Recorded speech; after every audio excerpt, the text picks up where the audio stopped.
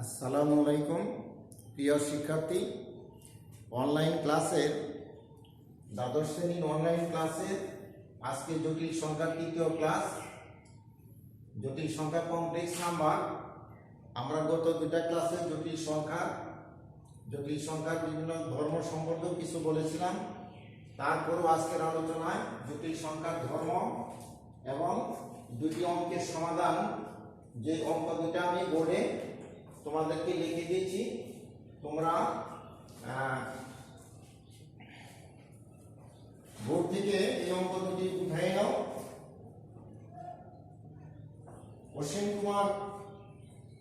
অসীম কুমারের বইয়ে 5-এর 5 নম্বর অঙ্ক এবং 7-এর 2 নম্বর অঙ্ক।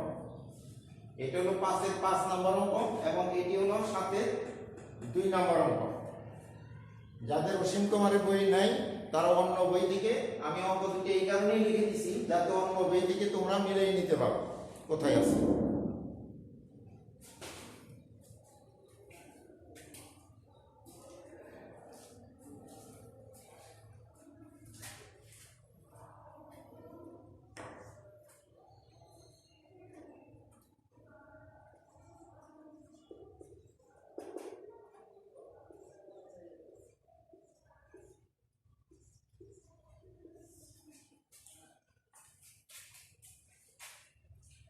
জটিল সংখ্যার ধর্ম, জটিল সংখ্যা তোমরা অঙ্ক দুটি নিশ্চয় উঠাই নিয়েছো। এখন আমি অঙ্ক দুটি মুছে দিলাম।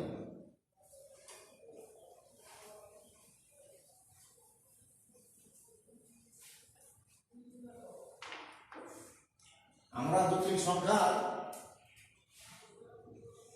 ধর্ম নিয়ে আলোচনা করব। 1 নম্বর ধর্ম, যেগুলি প্রমাণ আমি গত ক্লাসে দেখাইছি। আজকের ক্লাসে x প্লাস iy একটি জটিল সংখ্যা। এই জটিল সংখ্যা যদি শূন্য হয় তাহলে শুধু এইটুকু তোমরা আজকে সংক্ষিপ্তভাবে ধর্মগুলি আমি শুধু লিখে দিব। x প্লাস iy জটিল সংখ্যা যদি শূন্য হয় তাহলে আমরা জানি x সমান 0 এবং y সমান 0।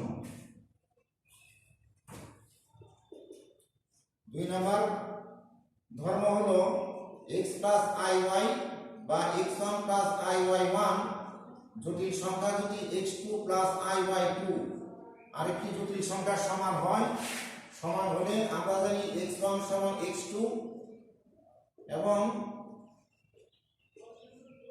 y1 সমান y2 হবে।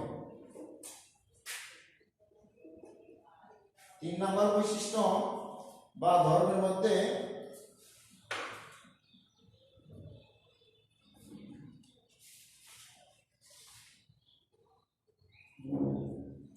কোন জটিল সংখ্যা অনুবন্ধী। একটা জটিল সংখ্যা z হলো x প্লাস iy, আমরা এর অনুবন্ধী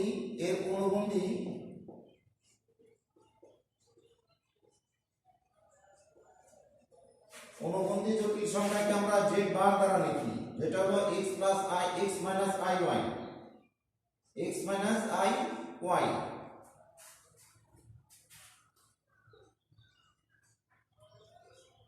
ফলে এই যে z বার, এটার যদি আবার অনুবন্ধী আমরা নির্ণয় করি তাহলে আবার x প্লাস iy চলে আসবে।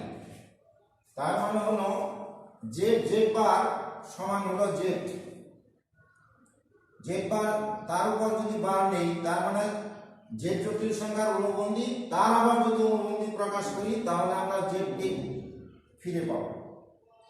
তার মানে হলো z বার তার উপর বার যদি দেই তাহলে সেটা z হয়ে যাবে। তার মানে হলো আমাদের x প্লাস iy এর অনুবন্ধী, তার অনুবন্ধী যদি প্রকাশ করি তাহলে এই বারের কারণে আসবে আমাদের x মাইনাস iy আর উপরের এই বারটা থাকলো আমাদের এটা, এটা আবার কত হয় x প্লাস আই ওয়াই, এটা আছে।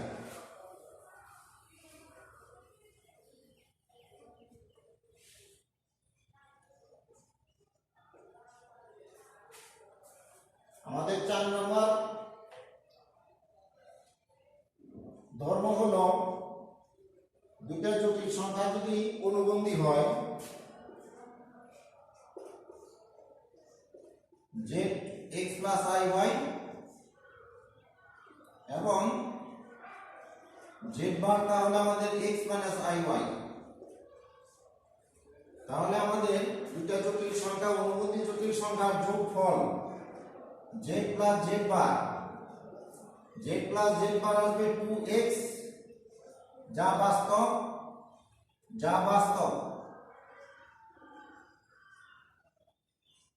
বাস্তব এবং z z বারের গুণফল সেটা আমরা পাবো হলো x square plus y square, যা বাস্তব। তার মানে দুটো অনুবন্ধী জটিল সংখ্যার যোগফল এবং গুণফল বাস্তব হয়ে যাবে।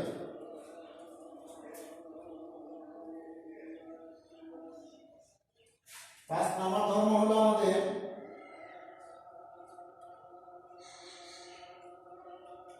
দুইটা অনুবন্ধী জটিল সংখ্যার বিয়োগফল, দুইটা অনুবন্ধী জটিল সংখ্যার বিয়োগফল যেটা হলো x plus i y, z bar হলো x মাইনাস আই ওয়াই, এদের বিয়োগফল তার মানে z মাইনাস z বার সেটা হয়ে যাবে আমাদের i into 2y, i into 2y, যেহেতু বাস্তব অংশ থাকে না তাহলে এটা হয়ে গেল আমাদের কাল্পনিক, যা কাল্পনিক কাল্পনিক কাল্পনিক। তো নিশ্চয় তোমরা এই 5টি বৈশিষ্ট্য খাতায় লিখে নিয়েছো। এরপরে আরো কিছু বৈশিষ্ট্য আমাদের আছে, আমি পর্যায়ক্রমে সেগুলি লিখে দিচ্ছি।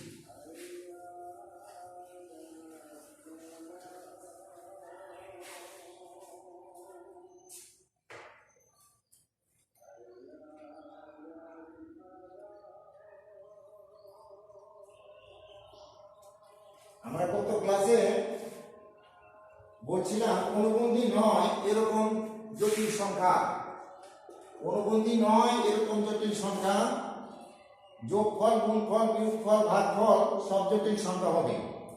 অনুবন্ধী নয় এরকম জটিল সংখ্যা যোগফল বিয়োগফল ভাগফল সব জটিল সংখ্যা হবে। z1 সমান x প্লাস আই ওয়াই বা x1 plus i Y 1, z2 সমান x2 প্লাস আই ওয়াই 2, এরকম দুটো জটিল সংখ্যার যোগফল z1 প্লাস z2 এর যোগফল সেটাও জটিল সংখ্যাই হবে, অর্থাৎ a প্লাস ib বা x প্লাস আই ওয়াই আকারের আসবে, x প্লাস আই ওয়াই আকারের হবে z1 প্লাস z2 এর যোগফলও জটিল সংখ্যা হবে, অর্থাৎ x প্লাস আই ওয়াই আকারের হবে, যা জটিল। এটা আমরা প্রমাণ করে দেখাইছি গত ক্লাসে, জটিল সংখ্যা হবে।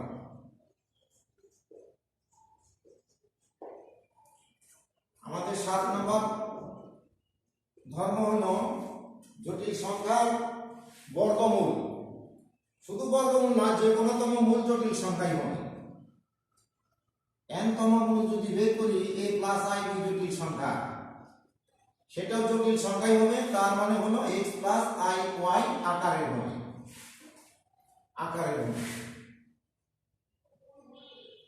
যা জটিল। অবশ্যই আমরা জটিল সংখ্যার বর্গমূল জটিল সংখ্যা হয়, ঘনমূল জটিল সংখ্যা হয়, সেগুলি আমরা অঙ্কের মাধ্যমে দেখাবো।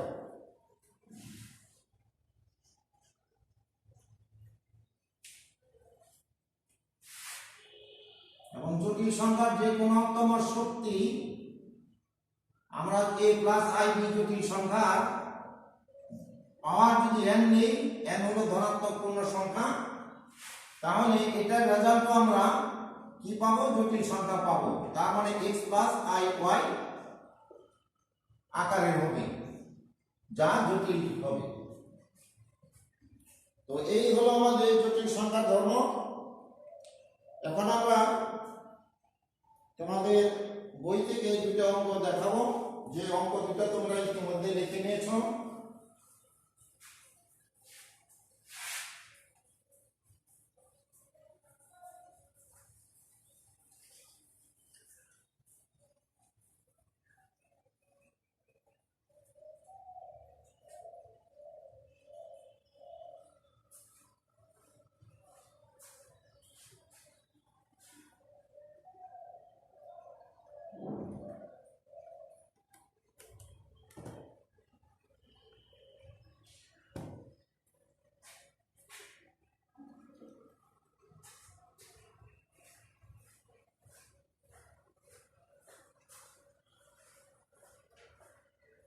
কবি কইলা কবি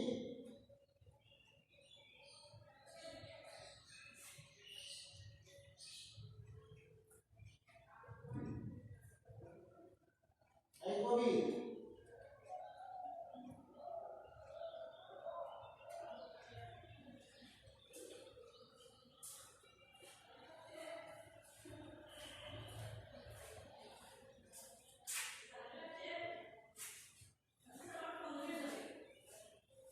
ডিস্টার্ব হলো, কবি গেল কই?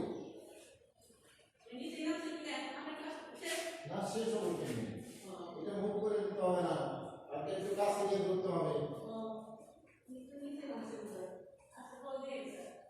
একটু দর্শক কি কম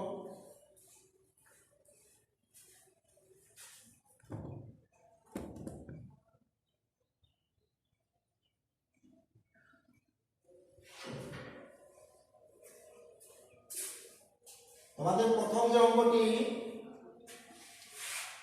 দেওয়া ছিল, সেটিতে দেওয়া ছিল আমাদের x বাই y সমান a plus ib by c plus id।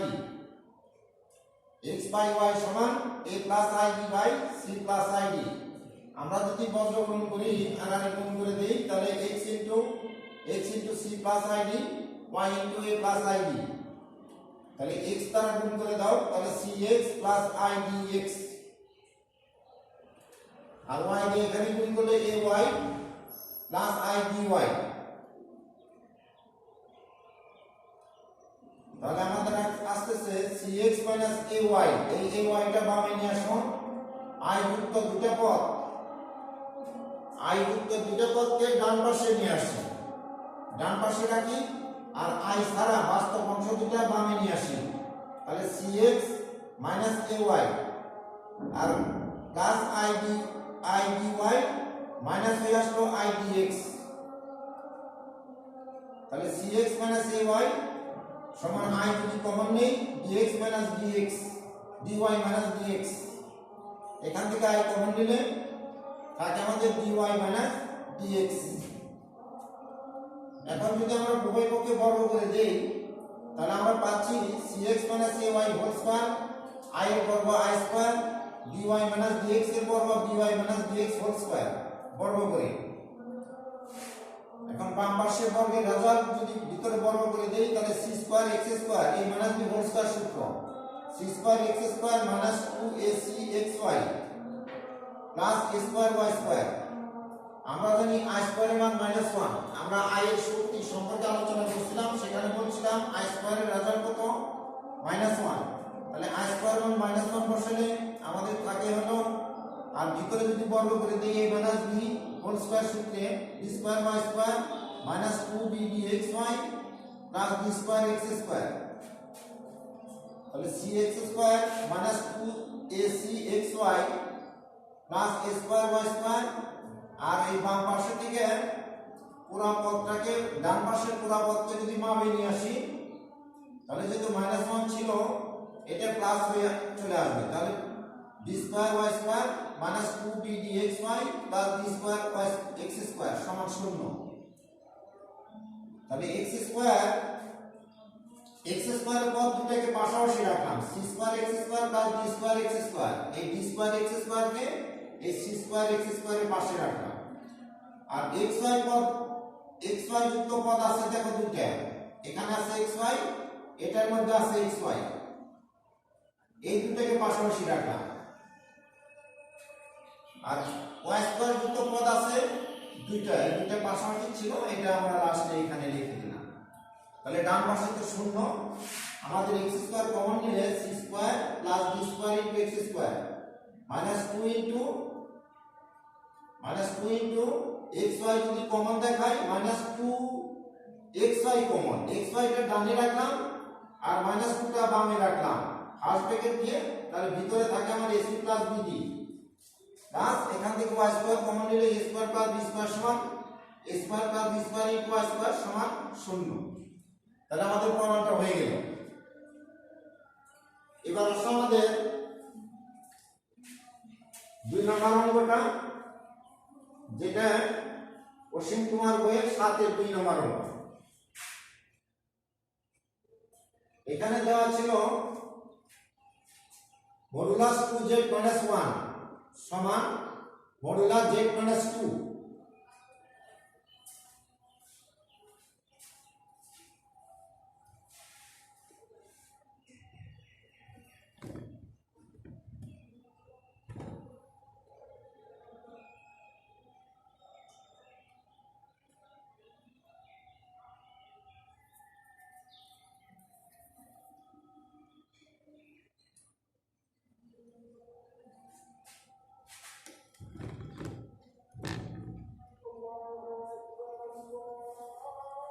সাথে 2 নম্বর অঙ্ক, অসীম কুমার বইয়ের 7-এর 2 নম্বর অঙ্কটা দেওয়া ছিল পরম মান বা মডুলাস 2z - 1 সমান z - 2, পরম মান z - 2।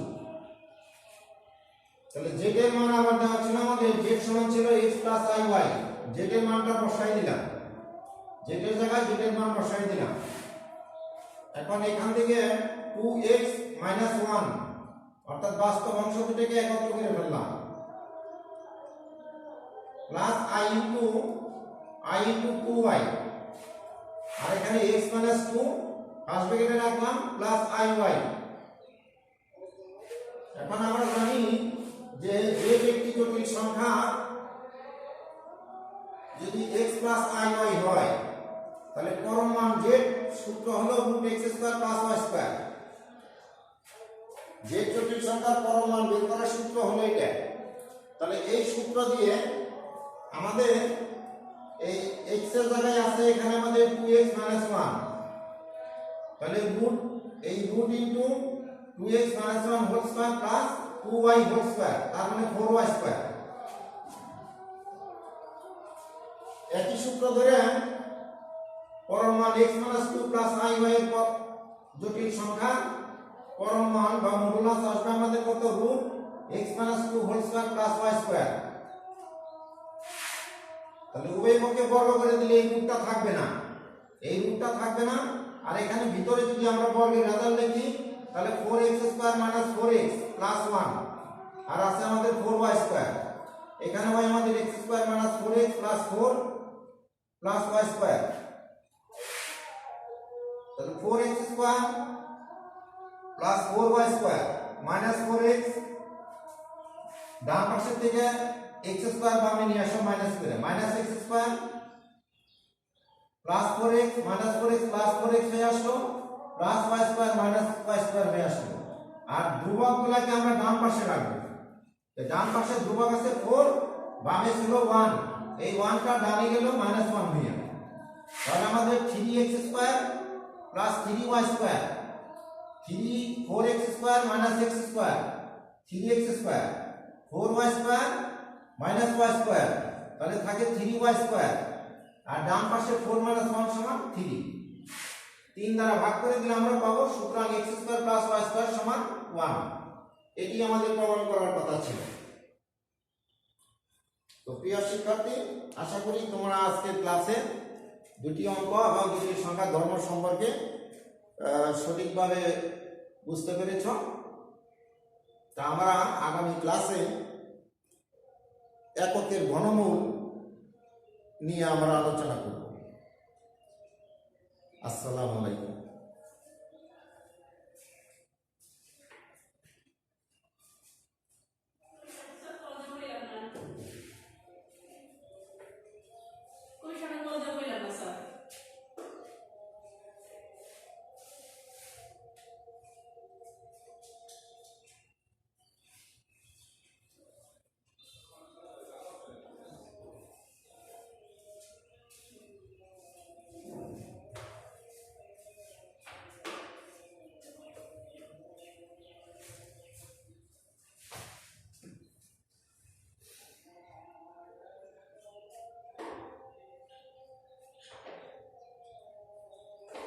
Off করে দাও, off করে দাও।